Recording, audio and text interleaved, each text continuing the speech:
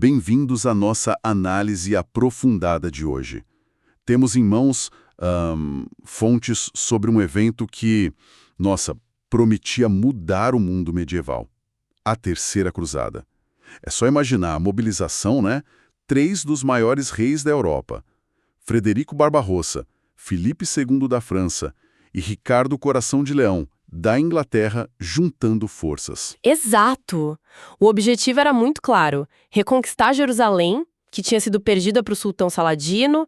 Era uma empreitada, assim, gigantesca. Sim, e a gente está falando do período ali entre 1189 e 1192. O estopim foi mesmo a queda de Jerusalém em 1187, para o Saladino. Essa notícia, nossa, caiu como uma bomba na cristandade ocidental. Um choque total. Total.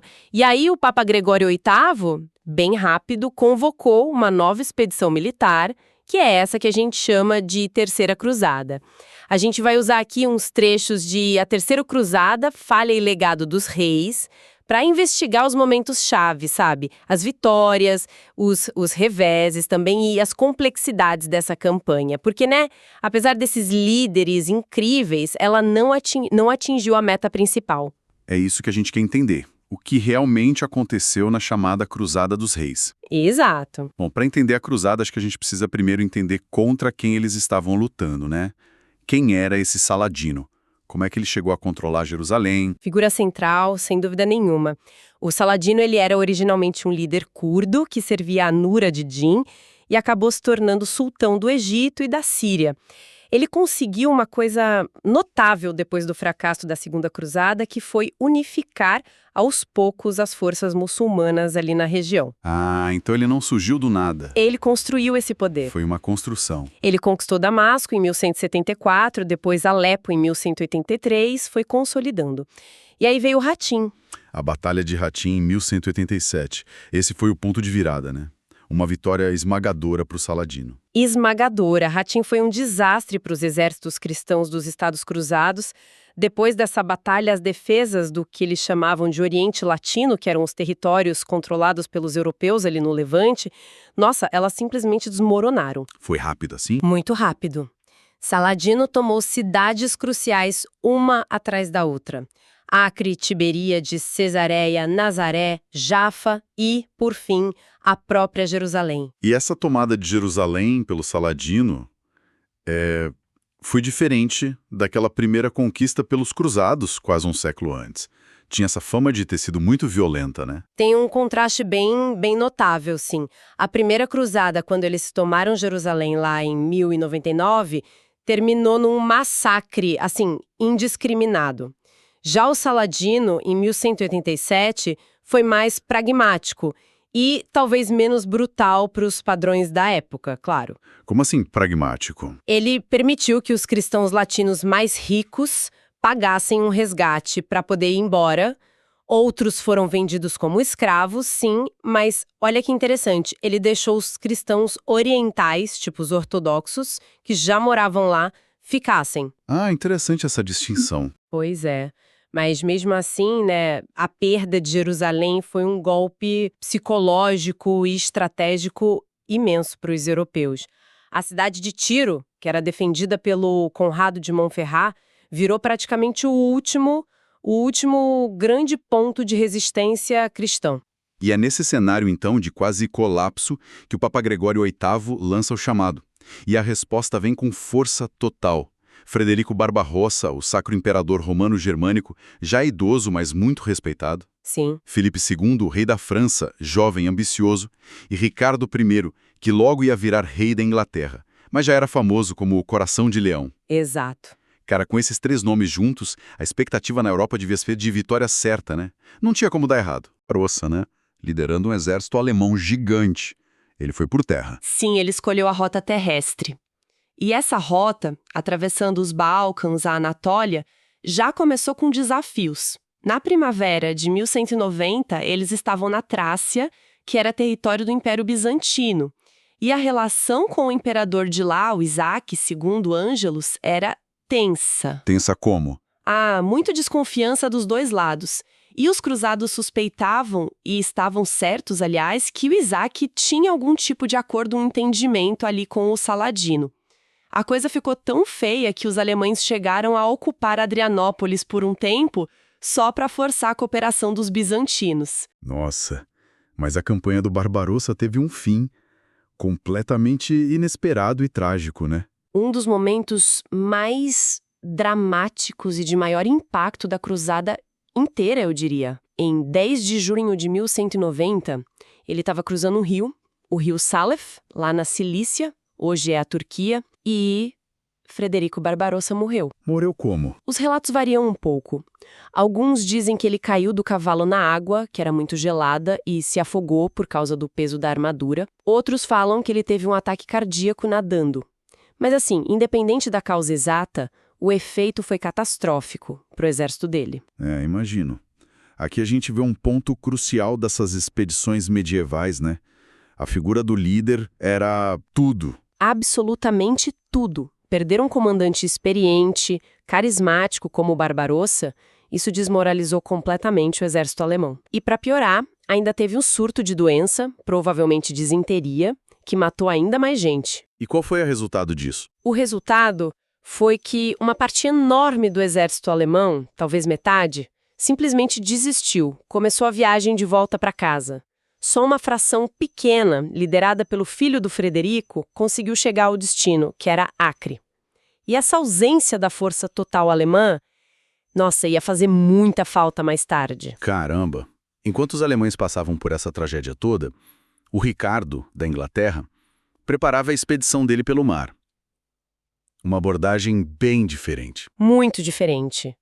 O Ricardo, ele era conhecido pela habilidade militar, mas também, e isso é crucial, por entender a importância da logística. Ele organizou uma frota imensa, tipo uns 100 navios, para levar não só os homens, mas também milhares de cavalos, que eram essenciais para a cavalaria pesada. Ele pensou em tudo. Pensou, fez uma parada estratégica na Sicília, onde ele até tomou Messina, depois de um conflito local lá, em 1190, e reuniu o exército dele, que tinha uns 17 mil homens, mais ou menos, em abril de 1191. E no caminho para o Oriente ele ainda conquistou Chipre. Foi isso. Por que Chipre? Chipre foi uma jogada estratégica brilhante. A ilha era tecnicamente do Império Bizantino, mas quem mandava lá era um governante local meio rebelde, Isaac Comeneno. O Ricardo usou como desculpa, o mau tratamento que deram para alguns náufragos cruzados. Sempre tem uma desculpa. Sempre. Incluindo a noiva e a irmã dele, que estavam nesses navios. Aí ele invadiu e conquistou a ilha rapidinho em maio de 1191 e ainda meteu um imposto pesado lá, 50% sobre as propriedades, para financiar a guerra. Mas o mais importante, Chipre virou uma base naval e de suprimentos, fundamental para as operações cruzadas no Levante. Entendi. O Ricardo sabia que precisava garantir as linhas de abastecimento dele. Não adiantava chegar lá sem ter como sustentar o exército. Então, peraí, controlar Chipre não foi só uma vitória lateral. Foi tipo a chave para o Ricardo conseguir manter uma campanha longa, tão longe de casa. Ele aplicou uma lição estratégica ali. Exatamente. E essa base ficou sob o controle ocidental por séculos. Primeiro com a dinastia que o Ricardo colocou lá, os Lusignan, depois com os venezianos, o que mostra a importância duradoura que a ilha teve. E o terceiro rei? O Filipe II da França. Como é que foi a jornada dele? O Filipe também foi pelo mar. Ele juntou as forças dele, uns 650 cavaleiros de elite, 1.300 escudeiros, infantaria também, e contratou navios de Gênova para levar todo mundo direto para o Oriente. Ele chegou em Acre um pouco antes do Ricardo, em abril de 1191. Então, aquela ideia inicial, de um esforço conjunto das 3 maiores potências da Europa, estava pelo menos em parte se concretizando ali no campo de batalha. Com a chegada dos franceses e logo depois dos ingleses, imagino que o foco virou totalmente para o cerco de Acre. Essa cidade portuária era vital, né? Vital. E Acre já estava cercada há quase 2 anos. Imagina a situação. O Guido de Lusignan, que era o rei de Jerusalém só no nome, porque não tinha Jerusalém, tinha começado o cerco com o que sobrou das forças dele, mas ele estava numa sinuca de bico, porque ele mesmo estava sendo cercado por um exército do Saladino que tentava aliviar a pressão na cidade. Uma situação bem complicada. Muito. Aí chegaram os reforços. o que sobrou do exército alemão, com o Leopoldo da Áustria, os franceses, com gente importante como o Henrique de Champagne, e, finalmente, os exércitos do Ricardo e do Felipe, em junho de 1191. Isso mudou completamente o equilíbrio de forças ali. E parece que a presença do Ricardo foi decisiva, né? Foi. O cerco se intensificou muito. As tropas novas trouxeram mais equipamento, mais vigor. As catapultas começaram a bombardear as muralhas sem parar. E o Ricardo, especialmente, incentivou pagando mesmo os sapadores, que eram os engenheiros que cavavam túneis para minar as muralhas por baixo, sabe? Uma tática essencial em cercos. Ele investiu pesado nisso. Investiu. E aí você junta as máquinas de cerco inglesas, a reputação assustadora do Ricardo. Tem até aquelas lendas dele lutando de maca, atirando de balestra, mesmo doente com escorbuto. É verdade isso da doença? Provavelmente sim, escorbuto era comum em viagens longas pelo mar. E junta também as divisões que começavam a aparecer no exército do Saladino. Tudo isso levou a cidade a se render. E o resultado foi rápido, né? Acre caiu em 12 de julho de 1191. O Ricardo e o Felipe conseguiram em umas 5 semanas o que o Guido não tinha conseguido em quase 2 anos. E ainda pegaram a frota do Saladino. Uma vitória. Enorme. Enorme, sem dúvida. Mas essa vitória veio com um episódio bem sombrio e controverso.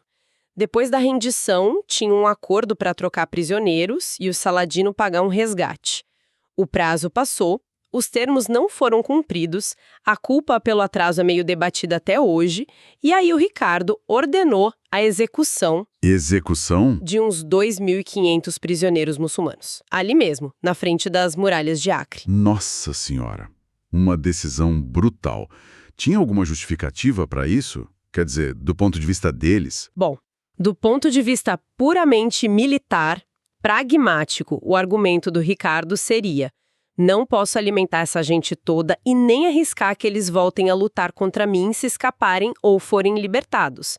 Mas o ato chocou muita gente, até na época, e claro, manchou a imagem dele. Saladino usou isso na propaganda dele. Imagino. E teve mais coisa acontecendo em Acre depois da queda? Teve. Tensões políticas começaram a surgir. O Guido de Lusignan, aquele rei sem reino, acabou recebendo o reino de Chipre. O Ricardo vendeu a ilha primeiro para os templários, que rapidinho revenderam para o Guido. Que rolo! Pois é. E talvez o mais importante, o Felipe II, o rei da França, decidiu voltar para a Europa. Em agosto de 1191... O quê? Poucos meses depois de chegar. Por quê? A desculpa oficial foi problemas de saúde e questões políticas urgentes na França. Tinha uma disputa de sucessão lá em Flandres que interessava a ele. Mas, assim, é inegável que tinha uma rivalidade crescendo entre ele e o Ricardo, né? Ah, claro. 2 líderes fortes. Exato. Com a partida do Felipe, o peso e a glória também da cruzada caiu quase que inteiramente nos ombros do Ricardo Coração de Leão. Isso acabou enfraquecendo aquele comando unificado que era a grande promessa inicial da Cruzada dos Reis. Então, agora era basicamente o exército liderado pelo Ricardo contra o Saladino. Com Acre segura, qual foi o próximo passo lógico? O objetivo era avançar para o sul, né, em direção a Jerusalém. E para fazer isso, era essencial controlar o porto de Jafa. Jafa era o ponto de abastecimento principal para qualquer ataque à Cidade Santa. O Ricardo começou a marcha pela costa. Uma tática inteligente, porque protegiam dos flancos com o mar e a frota inglesa ia acompanhando. Esperto. E o Saladino, imagino, tentou impedir esse avanço. Tentou, sim. O Saladino usou táticas de guerrilha. Ataques constantes da cavalaria leve, arqueiros montados, para ficar fustigando a coluna cruzada. Mas o Ricardo manteve a disciplina das tropas de forma bem rígida. Até que, perto de Arsuf, o Saladino decidiu arriscar uma batalha em campo aberto. A Batalha de Arsuf, setembro de 1191. E aí, como foi? De arqueiros formando uma parede por fora, protegendo a cavalaria pesada, que era o trunfo deles, no centro. Os muçulmanos atacaram várias vezes. E como os cruzados responderam? Em um momento chave ali, parece que os cavaleiros hospitalários, que eram uma daquelas ordens militares, super experientes, talvez meio impacientes ou talvez viram uma brecha, romperam a formação e começaram uma carga. Parece que foi sem ordem direta do Ricardo. Eita, isso podia dar muito errado. Podia, mas o Ricardo agiu rápido. Ele transformou essa carga meio espontânea numa carga geral e coordenada da cavalaria pesada. E o impacto disso nas linhas do Saladino foi devastador. Então foi uma vitória clara para o Ricardo. Foi uma vitória tática importante, sim. O Saladino teve que recuar, sofreu perdas consideráveis. Mas não foi aquela derrota decisiva, sabe? O exército principal dele continuou inteiro, capaz de lutar. Arsuf mostrou a força da cavalaria pesada ocidental, na carga, mas mostrou também que o exército do Saladino era resiliente. Entendi. Depois de Arsuf, eles chegaram a Jaffa, tomaram a cidade, o caminho para Jerusalém estava mais perto. Mas aí surgiu um debate estratégico, né? Exatamente. Em Jaffa, o Ricardo se viu num dilema. A visão estratégica dele, pensando mais longe, era que a verdadeira base de poder do Saladino era o Egito. O Egito. Sim. Conquistar o Egito cortaria os recursos do Saladino, o dinheiro, os homens, e tornaria a defesa da Terra Santa mais sustentável a longo prazo. Só que a grande maioria dos cruzados, incluindo os nobres franceses que tinham ficado, estava focada no objetivo original, no símbolo, marchar direto para Jerusalém. Ah, entendo a tensão. A lógica militar de longo prazo contra o fervor religioso, o objetivo principal da missão ali na hora. Como é que o Ricardo resolveu isso? Ele acabou cedendo à pressão, concordou em marchar para Jerusalém, mas ele fez isso com muita cautela, avançando devagar, fortificando castelos pelo caminho para tentar garantir minimamente a linha de suprimentos. E eles chegaram perto de Jerusalém, muito perto. Chegaram. Em janeiro de 1192, eles estavam a uns 19 quilômetros só, num lugar chamado Beit Nuba. Eles conseguiam ver as torres de Jerusalém à distância. Imagina a emoção dessa galera. Nossa, devia ser incrível. Mas as condições eram péssimas. Inverno, chuva, lama e ameaça constante aos suprimentos. Foi aí que o Ricardo chamou um conselho de guerra. E a decisão foi recuar, depois de chegar tão perto assim. Isso parece, sei lá, quase anticlimático. Militarmente talvez fizesse sentido, mas e o moral na tropa? O pessoal estava ali por Jerusalém, né? Essa é a questão central, né? A avaliação do Ricardo, e ele foi apoiado pelos líderes mais experientes como os templários e os hospitalários, as ordens militares que conheciam bem o terreno e a situação, foi brutalmente realista. Realista em que sentido? Eles concluíram que mesmo que eles conseguissem tomar Jerusalém depois de um cerco difícil, eles não teriam homens e recursos suficientes para manter a cidade. O contra-ataque do Saladino seria inevitável e massivo assim que ele reunisse todas as forças dele. A linha de suprimentos era muito longa, muito vulnerável. E aí, de novo, a falta do exército do Barbarossa pesou. Pesou demais. Manter uma conquista tão funda no território inimigo era logisticamente inviável. Uma decisão pragmática, então, mas com certeza muito desanimadora. Eles tentaram de novo? Teve uma outra tentativa de aproximação, sim, uns meses depois, em junho de 1192. Mas chegaram à mesma conclusão. A incapacidade de garantir a posse de Jerusalém a longo prazo levou eles a abandonarem o objetivo principal. O impasse era total. E Saladino percebeu isso. Com certeza. Vendo a hesitação, as dificuldades dos cruzados, ele tomou a iniciativa. Atacou Jaffa em julho de 1192 e recapturou a cidade. Mas o Ricardo não deixou por isso mesmo, né? De jeito nenhum. O Ricardo estava em Acre quando soube da queda de Jaffa. Ele agiu com aquela rapidez e audácia típicas dele, botou as tropas nos navios e navegou para Jaffa. Chegando lá, ele liderou pessoalmente um desembarque na praia, pulou na água com os cavaleiros, atacou os muçulmanos ali mesmo. Que cena. Deve ter sido, em 1º de agosto, numa luta que dizem ter sido desesperada e heróica, ele conseguiu retomar Jaffa. Foi uma demonstração incrível da bravura pessoal dele, da liderança, mas não mudou a situação estratégica geral. Jerusalém continuava fora de alcance, o exército de Saladino ainda estava forte. E o tempo estava acabando para o Ricardo também, né? Ele precisava voltar para casa. Exato, igual ao Filipe antes dele, o Ricardo começou a receber notícias preocupantes da Inglaterra. O irmão dele, o João, que depois virou o Rei João Sem Terra, Ah, o famoso vilão do Robin Hood. esse mesmo, ele estava conspirando contra o Ricardo e o Filipe II, na França, estava aproveitando a ausência do Ricardo para atacar territórios ingleses lá na França. A política na Europa chamava ele de volta. Em outubro de 1192, o Ricardo partiu da Terra Santa, e isso na prática encerrou a Terceira Cruzada. Olhando para trás agora, o que foi que eles realmente conquistaram? Tanta batalha, tanta bravura, mas o objetivo principal não foi atingido. Pois é, nenhum exército cruzado depois desse chegaria tão perto de Jerusalém novamente. Mas antes de ir embora, o Ricardo conseguiu negociar um acordo com o Saladino. O Tratado de Jafa foi um reconhecimento do impasse militar, na verdade. E o que dizia esse tratado? Quais foram os termos? Basicamente, uma trégua de 3 anos. Os cruzados iam manter o controle de uma faixa de terra bem estreita na costa, entre Tiro e Jafa, incluindo Acre. A fortaleza de Ascalon mais ao sul, que era importante estrategicamente, seria desmantelada. E o ponto crucial para os europeus: o tratado garantia que peregrinos cristãos, desarmados, teriam permissão para visitar Jerusalém e os locais sagrados em segurança. Ah, então foi um resultado modesto se a gente comparar com as ambições lá do início, mas garantiu o acesso dos peregrinos, o que também era um dos objetivos originais das cruzadas, né? Exatamente. Foi um compromisso pragmático. Não foi a reconquista militar, mas assegurou a presença cristã na costa e o direito de peregrinação. Se a gente olhar o quadro geral, foi a aceitação de que uma vitória total era impossível para os dois lados naquele momento. E qual foi o legado, as lições que ficaram dessa Cruzada dos Reis? Uma das lições estratégicas que o próprio Ricardo articulou foi que futuras tentativas de controlar a Terra Santa deveriam talvez mirar no Egito. No Egito de novo. Sim, porque o Egito era a base econômica, a base de poder do Saladino.